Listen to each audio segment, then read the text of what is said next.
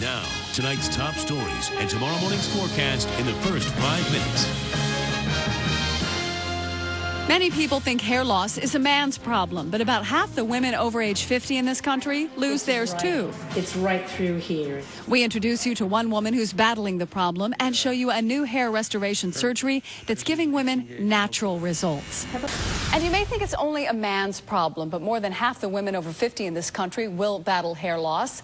Tonight we take you through a new procedure that will restore your hair and it looks natural. You're watching CBS Atlanta News. We ask the tough questions. Still ahead. Women, if your hair is thinning, you're not alone. It will happen to half of us as we age. Tonight, a new procedure that gives you your hair and your confidence back.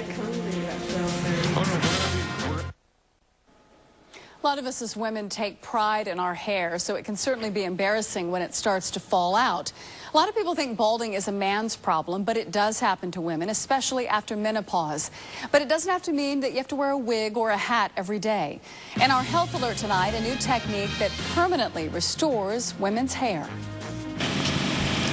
Patty Kelly enjoys working in the yard, but says her thinning hair is beginning to cause problems. If I'm outside for longer than 10 or 15 minutes without a hat on, my scalp is getting sunburned.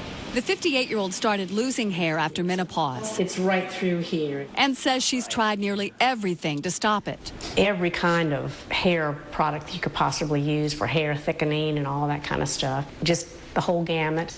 I would grade this as Ludwig Stage 1. But instead of a temporary fix, Kelly decided on a permanent one. Removing hair from an area where it's permanent and placing it into an area of need. Just look right here at the camera.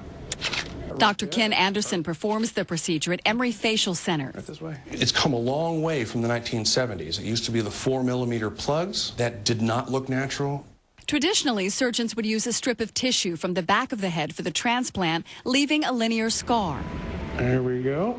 And now it's a one hair at a time transplant. Dr. Anderson says this new technique called Follicular Unit Extraction is less invasive and yields much more natural results. There are no scalpels used. I don't use any stitches, and it leaves no linear scars. Instead, the procedure leaves tiny wounds that are virtually undetectable months after surgery. This is the worst part of the procedure right here.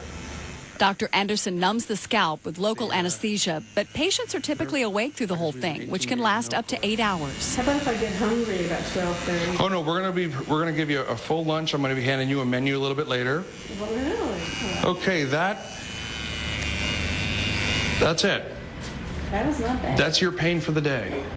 Kelly should begin to see great results similar to these in about 8 to 12 months. I think the popularity of hair restoration over the next 20 years will rise as people realize it can be done very well, very naturally, with very little discomfort, and it makes a lot of people happy. Now, the average procedure starts at about $3,000. It's rarely covered by insurance, but it costs less than a facelift, and it can make you look years younger with a lifetime of results. We're dispelling some common hair loss myths on our website, cbsatlanta.com. Click on Health, then look for the story under Headlines.